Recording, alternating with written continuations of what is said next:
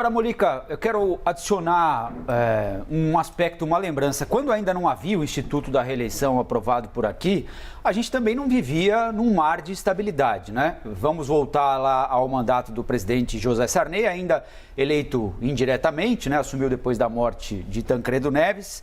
Governo muito mal avaliado, aí assume Fernando Collor de Mello, sofre o impeachment, mesmo sem poder se reeleger, porque naquele momento ainda não podia, por ter supostamente, entre outras coisas, uma má relação com o Congresso Nacional, assume Itamar Franco, aí o ministro da Fazenda dele, aí Fernando Henrique aprova a reeleição, se reelege, e a história como a gente conhece.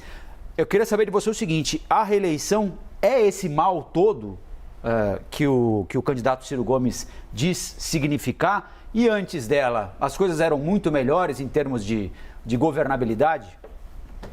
É que não deu tempo de testar a não reeleição, né? Porque o primeiro presidente a ser, na discussão, no mandato do Sarney, houve a Constituinte, então a discussão sobre tempo do mandato do presidente da República, tinha gente que defendia muito que o Sarney só tivesse 4 anos, ele não aceitou, teve uma briga danada, que tem aquela confusão toda.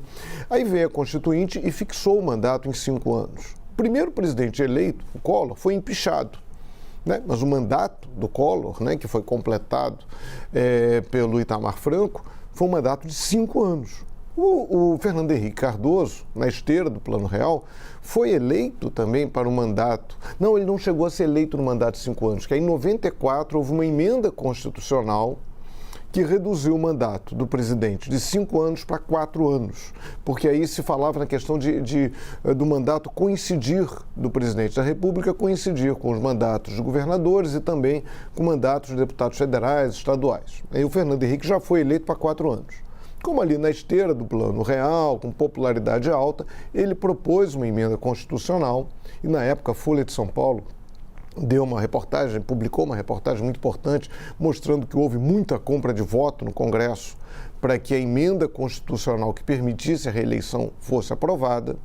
Então, ali já foi... Então, não deu tempo de testar a não reeleição, que seria ali, o mandato do Collor foi conturbado, foi interrompido. O primeiro presidente que foi eleito sem reeleição foi o Fernando Henrique, que tratou de mudar as regras do jogo, né? E aí, como é que fica? Né? É complicado, porque o Bolsonaro, na campanha eleitoral em 2018, disse que não se candidataria à reeleição, disse que faria inclusive uma reforma política para diminuir o número de deputados de 15% a 20%. Obviamente isso não ia passar nunca, vai tirar emprego do deputado que aprova a lei. Não vai, né? Então não passou. E é muito difícil quando o cara assume o governo, ele não ser tentado pela reeleição. É claro que a não reeleição também tem máquina política. O Lula usou a máquina política para eleger a Dilma, presidente da República. Houve até quem propusesse que o Lula mudasse a Constituição para ser candidato a um 3º mandato, isso não ocorreu, felizmente. Mas é claro que o PT usou a máquina governamental para eleger a Dilma, assim como Fernando Henrique usou a máquina governamental para tentar eleger o seu sucessor, perdeu para o Lula. Mas é diferente, é menos personalizado, não há essa personalização, porque vira uma derrota pessoal. Quando o candidato não consegue se reeleger, é uma derrota pessoal. Assim, ele se sente muito rejeitado, e aí é normal no ser humano.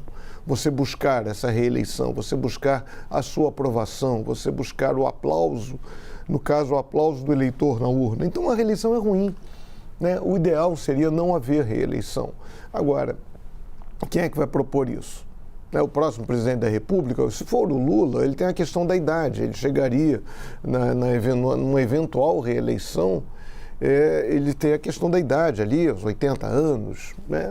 Nada que seja um empecilho, mas seria mais complicado. Ele já disse que não vai ser. Primeiro, os candidatos normalmente dizem que não vão ser candidatos à reeleição. Mas vamos ver.